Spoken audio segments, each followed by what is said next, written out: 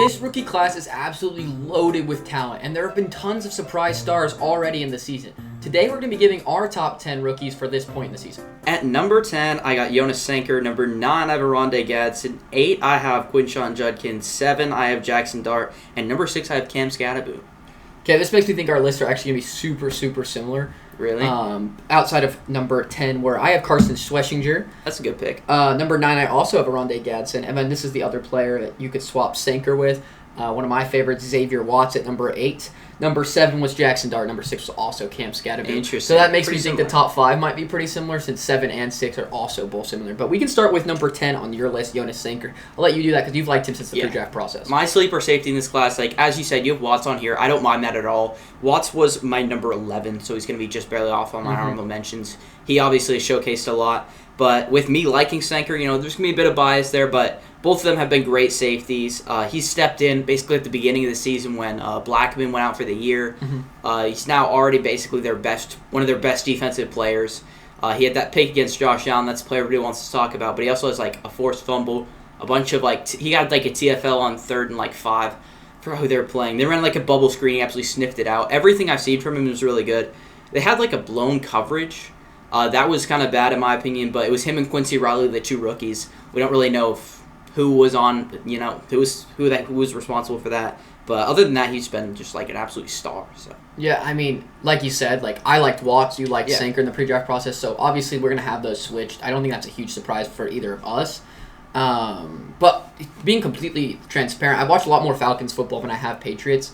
Mainly Saints. because... Oh, yeah, sorry. Mainly because... they're good.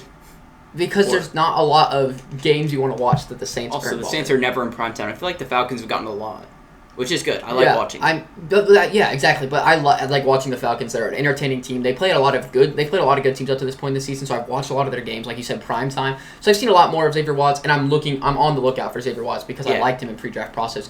Like you said with Sanker, he's done a lot of things that I just like. At the beginning of the year, he got a little bit of hype because he got a pick or two. I forget if he has 2 or just 1. I don't know. But people liked him because the interceptions are flashy or whatever. But he does all the little things well. He's a great run stuffer. He's smart. He's got instincts. He got exactly what you need. And him playing next to Jesse Bates is also just a huge advantage for him. He's got that mentor for him, but also just it can help cover up all your mistakes early in your career because you've got such an elite safety on that side of you. But I mean, he deserves not full credit. Obviously, there's a lot that's gone into it, but part of the credit for why this defense has transformed this season so quickly from just a defense that never got to the quarterback, didn't really play the best coverage.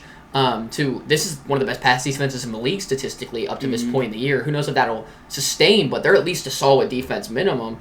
And this is part of because of him. Now they have a really, really good safety duo. It's looking like in that secondary. But I don't mind Sanker being on the list as well because, like you said, like we've said a bunch of times, you liked him before. So yeah. But moving on to my number 10, I had Schlesinger. Sorry. Felt like I should throw him at the end of the list. He's had a good season up to this point. That defense has been elite. The Browns' defense has been very, very good up to this point in the year, especially the run defense.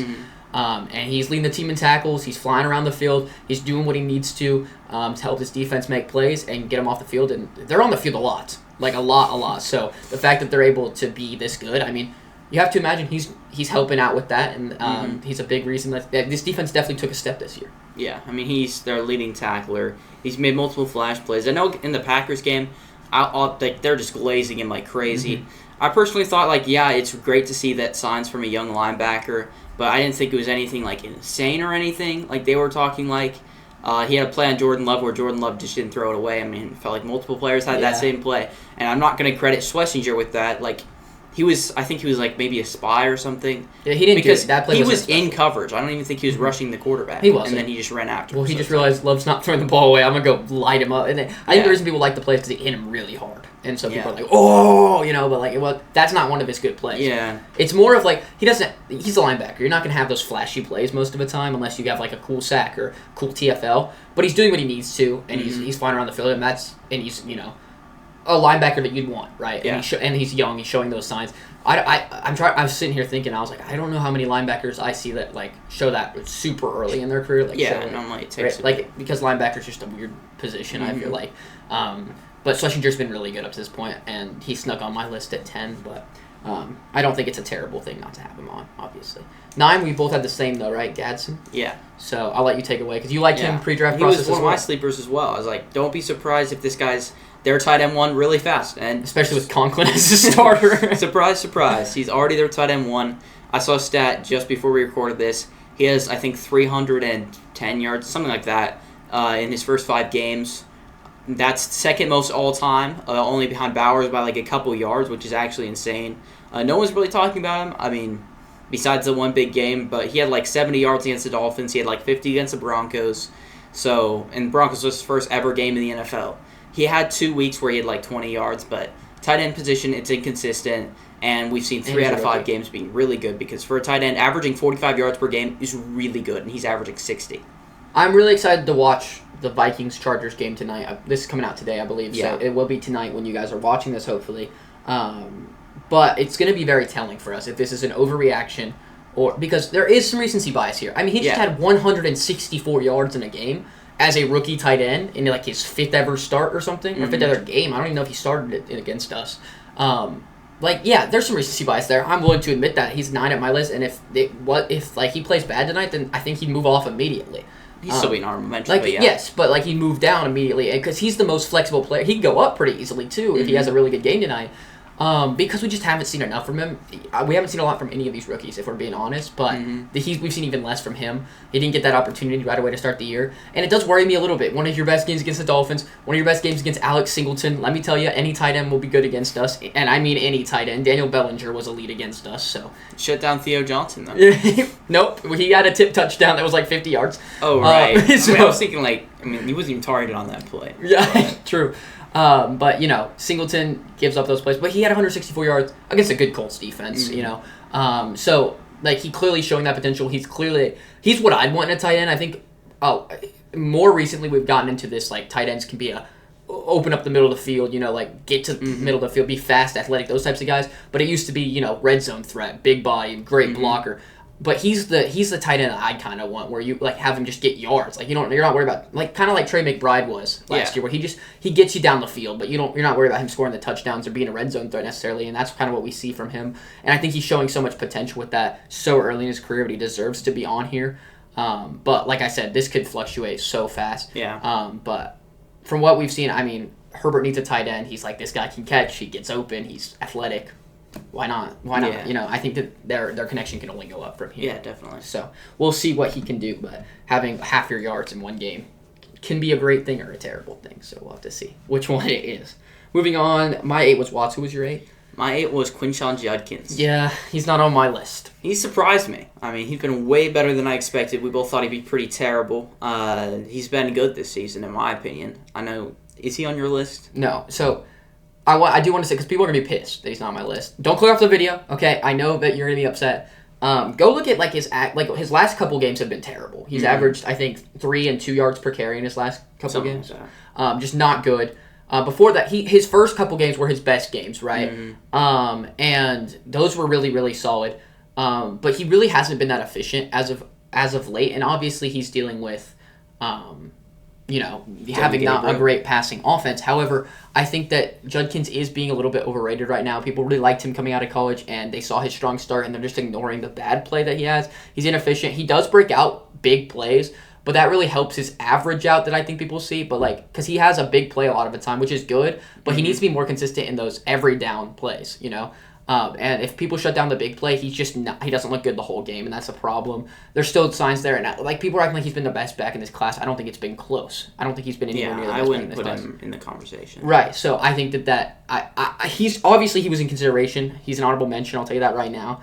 He's had way better than I was expecting. Both of us did not think he was great coming out of the draft process, but I still didn't sneak him on the list. I think some people are going to have him in the top 5 if they did this list. Yeah, definitely. So, I saw a list with him at 3. But I just think that's insane. So I think people are going to be really upset. But if you actually go watch him and even looking at the stats more closely, he's just not as good as people have been saying. But he's, a top 12, 13 rookie this year. He's still been great. Yeah, I mean, he didn't even get training camp. He just got inserted week 3 or whatever, and he's been playing good with that, so... Obviously, when you miss training camp as a rookie, it's really underrated how much of an impact that can have. And for him to just get on the field immediately being a good player, I think that's really impressive. So shows a lot of potential too. Yeah. Like he could definitely go up from here. I just don't think he's this elite running back like people do. Yeah, I mean, I don't think anybody in this class has shown me that they're going to be an elite running back. There's 2 running backs I'm pretty confident will be. Really? Yeah. I don't know. I'm not confident about anybody. I mean, we'll see. I have someone in my top 5 that you'll see. There's 4 players I'm confident in this class, and none of them are RBs. Number 7 was Dart for both of us. Mm-hmm. Jackson Dart, took the lead by storm, I'd say. His first win came against the Chargers when they were looking elite. Obviously, they've taken a little bit of a step back with 8 injuries to their offensive line or something like that. That's actually not an exaggerated number. I think it's close to that, which is ridiculous. But Jackson Dart obviously didn't have the best game in that. I think it was a little overblown. I think we can agree on that. Like More of 90 a runner. passing yards. Yeah, so maybe not the best. But, and then the next week he went and, the team had 5 turnovers, 3 of which were Dart. Against the Saints, they lost to the Saints, their only win this season. Dart maybe wasn't looking the hottest. I think people were a little bit overrating him for sure. Really overrated. People really liked him there. To the Philly game on Thursday Night Football, I loved what I saw. I absolutely loved what I saw. He was controlled. He used his legs well. He was accurate. His decision-making was good. Obviously, there's things to improve. He had a couple bad passes. I'd like some of his decisions to be quicker. It looked like maybe he was a little hesitant on a couple things. Dude's a rookie in his 3rd ever game against the reigning Super Bowl champions. He dropped 34 points. Without Malik Neighbors. I'm not complaining at all. And he really did look so poised in that game for a rookie especially. Against the Broncos, I think his performance being a little bit overrated. It was not that great. But there were still great signs in that game. Obviously, there were some bad things. Like that pick at the end was just unacceptable. You have those sorts of things. And his big touchdown was a blown coverage by Alex Singleton. Like, those sorts of things are being a little bit, not talked about enough, in my opinion. However, I still seen enough to put him here at 7. He's a quarterback, so he gets some of that love. But right now, he looks far and away the best quarterback in this class, and it's not close. Yeah, I think he's very overrated. But the thing with me is, this team feels different with him than Russ. And I value that a lot. Like, that last game, I think, was not good at all. Like, against the Broncos. I don't feel like it is the Broncos, but 50 yards are to Theo Johnson on a deflection play that probably should have been incomplete, and that's 50 yards and a touchdown right there. It should have been completed. Wandale dropped it, and they were also well short of the first, and that was on 3rd down. So. It was 2 yards short, and I don't know if Singleton would have made the tackle. Oh my gosh. He tackled him. Singleton tackled him. Oh, of course he did. Now he made the tackle. Yeah, and it's also Wandale. That's true. That's true. 400, not 400, what am I saying? 400 pounds? 150 pounds. Yeah. And the other one's got 40 yards separation for Daniel Bellinger. So yeah, and he had 350 yards, I believe, 3 touchdowns, and he had 40% completion percentage. It was more than 40. It was 45. 50. It was under 50. Oh wow. Yeah. So I mean, he did play the best defense in the league in Denver. Yeah, he did play the Broncos. That Eagles performance was pretty good, and I don't overvalue quarterbacks in these types of things. Yeah, I'm trying. He's boosted up a little bit. Obviously, I think some of the guys below him have been better, but I think this is a good spot for him. I think it's a great spot for him because obviously there's still that, I don't think he's, on the level of those guys last year that we're confident are going to be franchise guys, right? But I think there's been plenty of signs to where if I'm a Giants fan, I'm very excited. Especially with how the team's feeling now and those types of things. He'd be 3-1 if it weren't for a crazy comeback, right? That wasn't necessarily his fault because he scored 2 touchdowns in that 4th quarter. I just don't know if people remember that. So, he's been pretty solid. Obviously there's a lot of red flags we've been talking about, but that don't necessarily get talked about, which is kind of frustrating, I think, when it comes to these quarterbacks, is those types of things don't ever seem to get talked about with rookie quarterbacks, unless they're hated like Bo Nix or something. But I think that there's a lot of good signs for Jackson Dart. That's why he's on this list, and I feel pretty good about him being good in the future. So, moving on to 6, though. We also both had the same 6. Cam Scadaboo. You want to talk about him first? I mean, this guy's a human highlight reel. Definitely passes the eye test. He hasn't been as efficient. I mean, definitely on something. Yeah, but his efficiency hasn't quite been there. He's shown a lot in the receiving game, which no one really talked about. We both pointed out, we're like, wow, this guy can definitely be a good receiving back, as well as, obviously, he's an every down back, and he's able to run anybody over, maybe seek contact a little bit too much, but little bit. Yeah. When he ran in the end zone, and did you see that clip? What? He ran in the end zone, guy 3 yards deep in the end zone after the play's over. Scadaboo runs up to him and just nails him because he wanted more contact. It was so I don't know how long this guy's going to play in the league, but right now he's pretty fun to watch. I think it's not even just fun, he's just great. He's a great player. He's pretty good, yeah. So, I mean, he's been good right away. He's come in here and just been good. We thought maybe more of a split role, maybe even less carries than Tracy, especially when he was banged up during preseason and training camp, didn't get a lot of that time. That, like you kind of talked about with Judkins, obviously he got more time than Judkins, but still got banged up during those important stretches for a rookie, and he just came out lights out right away. Whatever he's taken that's causing him to twitch after every play. I don't know. Maybe he'll play for a long time if he's already dealing with those problems and he's used to it or something. Oh man! But if you guys haven't seen it, by the way, because I actually don't like. Some people talk about it, but a lot of them don't. They talk about how like Scadaboo's a beast or whatever. Go watch him after every single play, because even when he's not seeking contact, he's like on the sideline.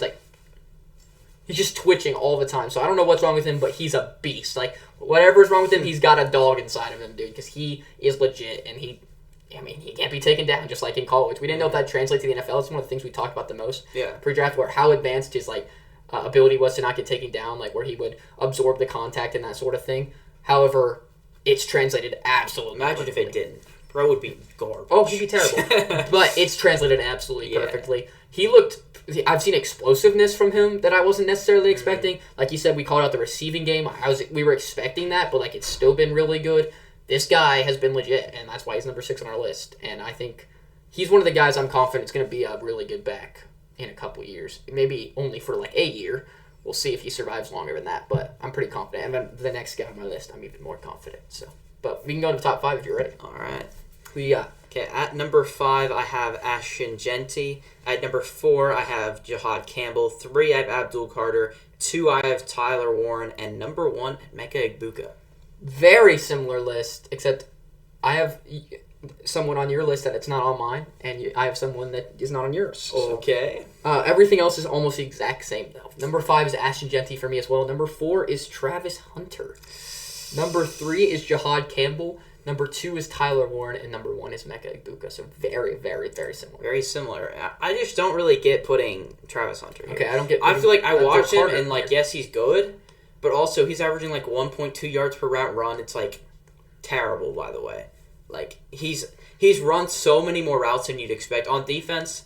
Like he's been okay, and it's like impressive that he's kind of doing both a little bit, but he's more of a receiver. And for this purpose, I'm not like, it's so impressive that he's playing on both sides of the ball, so I'm going to shove him up my list. It's like, but as a pure football player, I don't think he's a top 10. He's an honorable mention for me, obviously, but... Well, we can talk about Travis first. The reason he's here for me, everything I've seen from him has been like, that's what I was expecting to see from this guy. Yeah. He's just an athlete. He's an athlete on the field, man.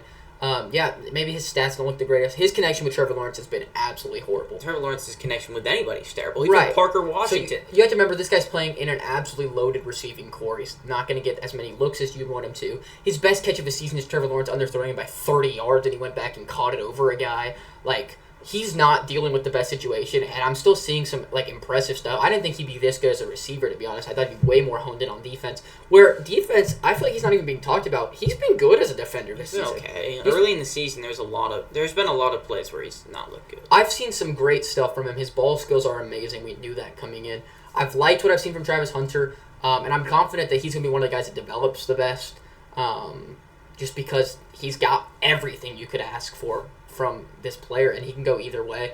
And he is playing both sides like that. That is maybe, I understand that he'd be lower if I wasn't taking that into account, but I am, because he's been good at both sides, and that's really valuable. Even if you decide to pick one, like I think they gotta pick one. And I think that might be the best decision. If he ever is going to be a superstar, in my opinion, he has to pick one. Which is fair, but I still think he's shown so much to me, which is why I put, like, that's the same reason I have Genty on here. We can talk about Genty too, and I'm guessing you do too. Genty's stats aren't the best by any means. They're not even that bad. They're very close to Scadaboo, and they're very close to Judkins. He's been fixing them. But what I've seen from Genty off the stat sheet is the reason that he's here. Dude has so many yards after contact, which I guess is a stat on the stat sheet. But genuinely, if you can't take him down on the first contact. If he gets blocking, he's gone. Like, imagine if this offense was like an NFL caliber offense. I mean, this offense is horrific, and he's still doing extremely well for the situation he's been put in. Geno Smith has thrown 11 interceptions this season. We've only played 7 games. That's ridiculous. By the way, he didn't throw one last week. So he threw 60 yards in a loss.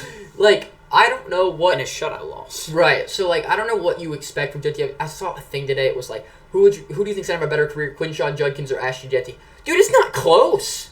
Ashton Genty's playing better, in my opinion, behind one of the worst run blocking lines in the league, it looks like. Yeah, I mean, the Browns line isn't good. It's looked way better than the Raiders. And the passing game's just as bad as the Raiders, or as the Browns. It's pathetic. It's absolutely pathetic. And Genty has shown me way more than Judkins. And those types of things that I see from a player that I'm like, maybe he hasn't put it all together, or maybe the team hasn't put it all together, or whatever it is. I still see things in a player that I'm confident that they're going to be top 5 players in this class and top 5 rookies right now. Like, that's what I see in Hunter. I see things in Hunter that are like, man, like, he's special. Like, we knew he was special coming out of the draft, and he's shown me in the NFL that some of those special things translate, and that takes a different kind of athlete than a guy who can show it at Colorado, you know? Yeah. So the fact that he showed me that makes me confident he's going to be a great player. And maybe they do need to pick a side, but I think that he's going to figure it out one way or another. With Genty, he has 1,300. He's on pace for 1,300 yards, like total. Like, I was like, wow. I think it's 1,100 rushing. I mean, it's still really good. Yeah, so it's not like he's been bad by any means, which is kind of what the narrative is. Oh, his stats are bad, really bad, but he's been playing well. It's more like his stats aren't great, and he's been playing really well. Yeah, so he definitely passed the eye test. I've seen him chirp a lot. I don't know what the deal with that is. Yeah. But that's not maybe helping his stats either. Weird or something. Maybe it's on himself. Yeah, I don't know, but like ever since it'd he be started weird if he had his like a stance tripping again. problem. Ever since he started doing his stance again, he's been way better. Yeah, which is kind of funny, by the way. Like, what's going on with that? Well, like, you're so successful with it, and you do it every play, and then they're like, change it. Like, well, I don't think it would have that big of an impact. It shouldn't have a big impact, but I could definitely see why it would have an impact. You're used to standing like just Michael overthinking Myers about it or something. Yeah. Yeah, I don't know. But the one I'm surprised about, Abdul Carter not only making the list, but being top 3. I feel like he's been super underwhelmed. I'm very confident Abdul Carter's still going to be an amazing pass rusher in this league. However, he has not put it together this season by any means.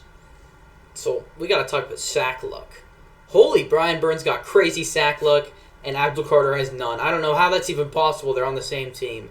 Thibodeau's always had the sack luck for the Giants. Maybe it's a thing. One side always gets all the luck on the Giants. Yeah. But he has like 30 pressures this season. That's 30? I didn't know he had that. That's most by any rookie by like double. So it's not even close. And obviously, you know, if you're a good prospect, you get a little bit of a boost right now. Mm-hmm. It's nothing crazy, but there is a boost. There's definitely a boost there. So I'm gonna be honest, I didn't know that. I haven't heard anything about Abdul Carter this season. I mean, I've heard a lot of people talk about him, but I haven't heard anyone talk about him. I've only watched 2 Giants games. Yeah, I've only watched 2 Giants games this season. It was the Eagles and Broncos. Did not notice him in either of those, and except he had one really good rep, I think, in the Eagles game that I noticed. And I haven't heard anything about him. To be fair, haven't seen the pressure stats. So obviously he'd be on here if I knew he had 30 pressures. I will say that right now. That's a mistake. My bad, guys. But I mean, I just didn't hear anything about him. I didn't know that. Well, you watched a game where he went against Jordan Mailata and Lane Johnson, and then against Garrett everybody Cole. wants to say, and I don't know why everybody's acting like it's consensus, but the best line in football, according to so many people. It's so dumb. But we're a top 10 line. Everybody's just decided he has the best line in football, so yeah, that's weird. Like, that's not an easy situation to go up against. It's because we can't give any credit to Bo Nix. It has to be on someone else. Oh my gosh. It's Sean Payton in the offensive line. People love Bo Nix. No one likes Bo Nix. But I do see, I mean, the guy I have on here, the rookie of the year favorite right now, Jahad Campbell. He's 4 for you, I think. 3 for me. Well, 5 for you. Oh, yeah, 4. Never mind. Been very good this year. Mm-hmm. He's helped leading a really good Eagles defense. Still, they've been a big reason that they're still have a good record up to this point in the year. The offense struggling, especially in that beginning portion of the year. But Jahad Campbell stepped in. I don't know why we let him fall to the Eagles. Everyone knew he was going to be good right away. We kind of said the Bucs should have taken him at the time, obviously. Mika Egbuka's worked out pretty darn well for them. However, I still think that Jahad Campbell is just he just fell way too far. He's been a phenomenal player up to this point. Yeah, I mean, his coverage instincts are insane. He doesn't miss tackles. Super athletic. Everything you want in a linebacker. And it's kind of hard for linebackers to show, being elite right away. Normally you're like, ooh, I see a flash there, but he's a bit inconsistent. But he's everything you want, so. There's just no argument. And that's why he's a D-Roy favorite right now as a linebacker, which you just almost never see. Mm-hmm. So that'd be really cool if he won. Obviously, if Abdul Carter starts getting some of that sack luck you're talking about, he's not going to get it with a half a sack. Right. But if he gets... I wouldn't be surprised if he got it with 6. I don't know if he needs that much. I mean, there's not another guy on here. He has the same odds as Jahad Campbell right now, and he has 0.5. So, wouldn't be very surprised. Top 2 guys, though, they weren't even a discussion for me. I knew who was going top 2. It was just kind of deciding which one. And then it was pretty easy after I looked some things over. But we got Ibuka and we got Tyler Warren. We'll talk about Tyler Warren first. We're talking about Gadsden being on historic pace. Well, so is Tyler Warren. Yeah, he started more games, so we've seen it more. We expected this coming out of college. He's an amazing blocker on top of that. Gadsden's more of a pure receiver, but Tyler Warren, obviously, that's the argument I had for him over Loveland is he's a marginally better receiver, which now looks like a way better receiver. I mean, he doesn't, but I was like, marginal better receiver, but way better run blocker. It's not even close. He's a maul in the run game, one of the best run blocking tight ends in the NFL, on top of being now one of the best receiving tight ends in the NFL. Yeah, I mean, he's already like, what, top 6 for sure? But I also obviously had him very high on my big board. I think I had him and Loveland like one spot apart from each other. Loveland's obviously been disappointment. That's a conversation for a different video. But I don't necessarily think that's completely his fault at all. But I still think Tyler Warren, he showcased the receiving ability in college. He showcased especially, though, the blocking ability. That blocking ability has translated super quickly to the NFL. And that's something you never see from tight ends that are rookies. Like, Brock Bowers wasn't a great blocker last season. That was one of his biggest things coming out of college. Well, wasn't but he wasn't as not good on as the level Warren's of been. Warren. Right, that's what I'm saying. College either. Yeah, but he was still a really good blocker in college. And he just was like a little bit below average, if maybe average, last season as a rookie. But Tyler Warren's been able to translate that immediately while being such an elite receiver.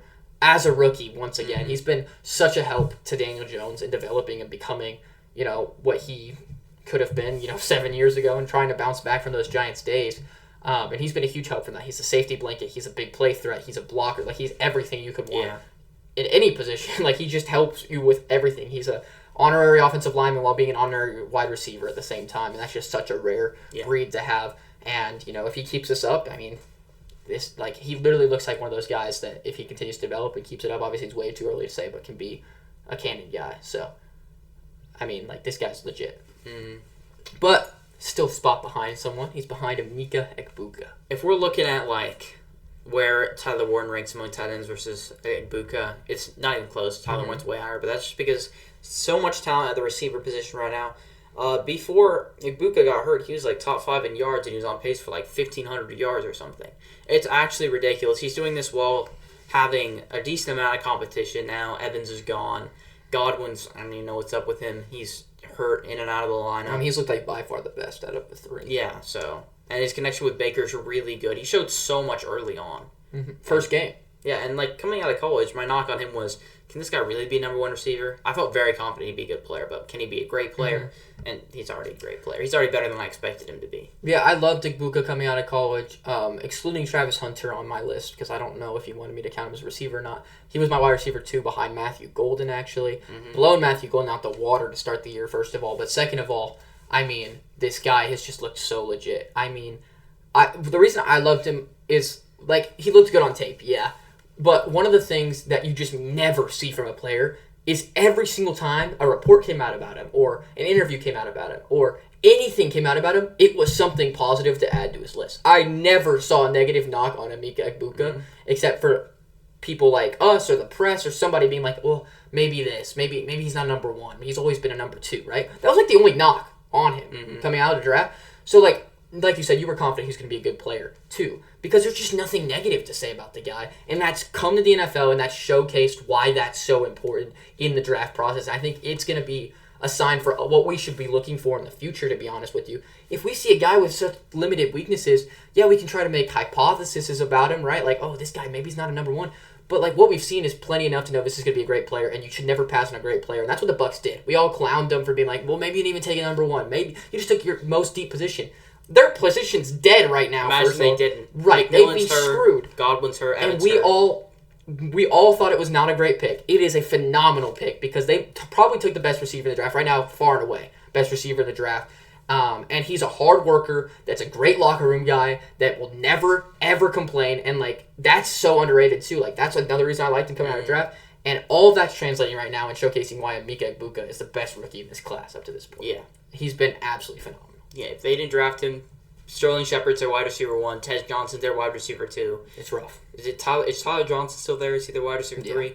Well, we saw what this offense does without Egbuka somewhat because Ibuka was hurt. He played through the injury last game, but he was on a limited snap count. He played a lot more in that second half, but still hurt. Clearly showing that. Baker looked so out of sync. I think that was a little bit just Baker having an off night as well. Yeah.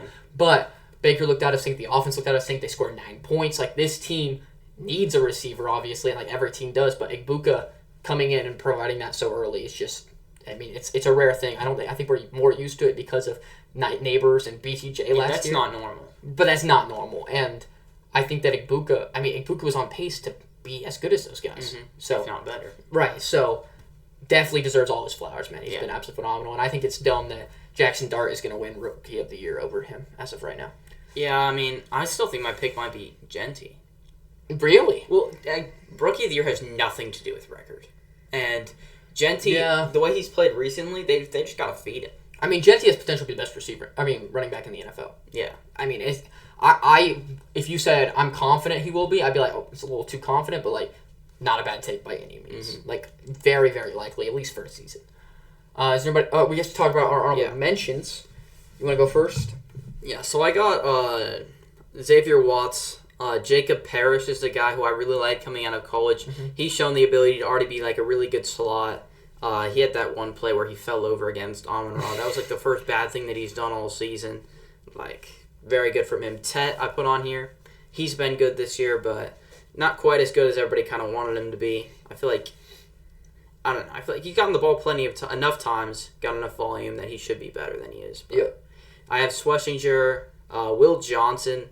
Hasn't been too healthy, but whenever he's been healthy, he's looked great. In the Packers game, I don't know if we targeted him. He had 2 penalties, which were pretty bad. That really hurt their team. But, like, as a coverage player, he looks really good. I have Membu on here, Will Campbell, Travis Hunter, and Matthew Golden. Well, oh, come on. Dude, we're getting... He doesn't deserve it. Off the stat sheet stuff, like, watch the film, guys. I'm not putting him in my top 10. He's my last honorable mention. This guy's going to be really good. Right now, he is really good. He has 0 drops. He has more, like... It's like 2 yards per route run, almost double as much as like Travis Hunter. He just hasn't ran that many routes, and he's starting to get on the field way more. He's a guy who, by the end of the season, I'd be pretty surprised if he wasn't like in the top 10. I like Golden, obviously. I had him as the number 1 receiver coming out of the draft, but I mean, he, like you said, he's shown some good stuff. He gets open a lot. He's got really short hands. We knew that. No drops yet. Right, but that's what we expected when you only have like 13 targets. Okay, I think Hunter has 3 drops. Yeah, I bet all of them are, like, terrible throws, by the way. Oh, my gosh. I bet they are. I have to go see these drops, all right? But my point being, I've said it all season when you bring up Golden, oh, he'll be really good in the future. Okay, this has to be on one player or the other if he's playing this well right now. This is either on Jordan Love or this is on Matthew Golden. The offense needs to scheme up Matthew Golden more touches, but Jordan Love also, like... Whenever I watch you guys, you're scheming up a ton of touches. He gets jet sweeps. He gets screens. He doesn't get any touches down the field because Love doesn't see him. He gets like 1 or 2 a game, but like that's nothing. He's getting open on these reps, and yes, then Love needs to throw it. Yeah. So that means that Love is overrated, and so you have to pick one of the others. Love is not overrated. I mean, people do not like Love. He is one. That's not true. People never talk. People in our comments say he's top 5 all the time. Yeah, because we have a lot of Packers fans because of me. And people say top 5 all the time. People say top 10 about how minimum. Good a player is, I do not care what their fan base thinks. I care about what the general consensus general consensus is top 10 minimum, and that's not true. General consensus is borderline top 10 between like I don't 9 know. and Okay, 12. what are you looking at? Bears fans? No. Bears fans don't have him, and like Bears fans are dumb. I don't listen to them. My point is that if he's missing that many open plays, then there's a big problem with your quarterbacking room. Because it's not a big problem. It's not like getting like wide open. It's just like the little things. You watch him get the separation. I like Golden. I'm just saying I don't think he deserves to be here yet. No, it's an honorable mention. And he's my last honorable mention. Yeah, you have a lot, to be fair. I just wanted to make sure I just want to make sure everybody gets love. I had Tet, Will Campbell, Armand Membu, Nick Eamon-Wari. He's looked good. And Quinshawn Judkins. Nick Eamon-Wari I don't think was on yours. I like what I've seen from him. He's looked good in coverage. He's obviously an athletic monster. I watched him in that, I think it was a Texans game. I watched it. He looked good in that. And, I mean, he's got tons of potential. Sky's the limit for this guy with his athletic ability and his build. I mean, he's 6'3", 220. Is that Something right? Like that. And he's able to run with anybody, and just he's ridiculous. So, obviously, I think he deserves an honorable mention because when he's played, he's looked good, and he's got one of the highest ceilings in the class. Yeah, because he could be the best safety in the league. Right. So he's ridiculous. He has ridiculous potential. Will Campbell and Armand Membu obviously been great. Will Campbell hasn't allowed a sack since week 1. Obviously, a great sign. Especially this offensive line looked way better than last year. Mm-hmm. Tet, didn't like him coming out of the draft. Seems I was right to not put him as a top 2 receiver in the class. You put him in honorable mention. You didn't have your number 1 receiver on here, so. My number 1 receiver was Matthew Golden. I mean, yeah, I still think Golden's going to be much better than Tet. Ted's getting more volume than any other rookie receiver by a lot. That's not true. Not than Ibuka. He's getting more than Ibuka pretty easily, especially when it comes to looks. He's not even that much farther ahead than everybody else anymore. He's got more targets. He's got, I don't know if he has more catches, but he definitely has more looks. Bryce is looking at him every single play because he's like, they're only out he's the there. one he has. And Bryce throws to him all the time. Obviously, he does have to deal with Bryce Young, so we do have to come a little bit of slack. But he's in a perfect situation for his stats to look good, and he's getting outperformed badly by Ibuka. This is not I said coming out of the draft, I wouldn't take him anywhere near the top 10, and I sure wouldn't. I wouldn't trust him to be my 1, and I think that's exactly what we're I think he's going to be a number 1. He's not right now. I think if he's a number 1, he's a very low tier 1. That's what I see. I think he'll be. That was my analysis, but that was my analysis coming out of the draft. So this has not changed my mind, obviously. Yeah, I mean, I thought he'd be like, kind of like what we had Drake London before the year, where like 15 or whatever we had him. That's like his ceiling to me. I just think that's what he's going to be. He's just going to be that guy that maybe for like a year or two ends up a top 10 receiver, but for the most part ends up middle of the pack. I just don't see him as that player that everyone else does. I wouldn't have considered him an 8. They would not have been on my board. I wouldn't have either in their situation. I feel like they should have traded down. Yeah, that's what I would have done that in a heartbeat. But it's hard to trade down in this draft. Something. People did not want to trade up. Yeah, but there's just no reason to take him at that spot. I don't think it's worth it. Anyway, anybody else you want to talk about before we get out? I forgot about James Pierce. He's kind of. I don't know if he deserves an honorable mention. I liked him a lot coming out of college. He's been pretty good this year. He's their best pass rusher, and he's been fine. Yeah, I mean, a little bit worse than I was expecting, if I'm being honest. Yeah, I expected a lot. It was going to be a bit of a learning curve for him. He's kind of a weird build. He's like 6'6", like 240. Like that's 27 looks so weird on him. 27, yeah. Every time you look at him, he does not look like an edge. No. But I think he's leading their team in pressures and stuff. So. Yeah, I mean, I think he's going to be a great player. I just don't think he's gotten there yet, obviously. Well, compared to what they're used to having, he's been pretty good. Oh, I mean, he's been elite compared to what they're used to having, and that's how bad it is. Anybody else, though? I don't believe so. All right, well, then we'll get out of here. If you stayed the whole time, then that means you like the content, so you should subscribe, like the video. It helps us out way more than you guys realize, and we're trying to grow, and we appreciate all of y'all's support. It means the world to us, and have a good one, everybody.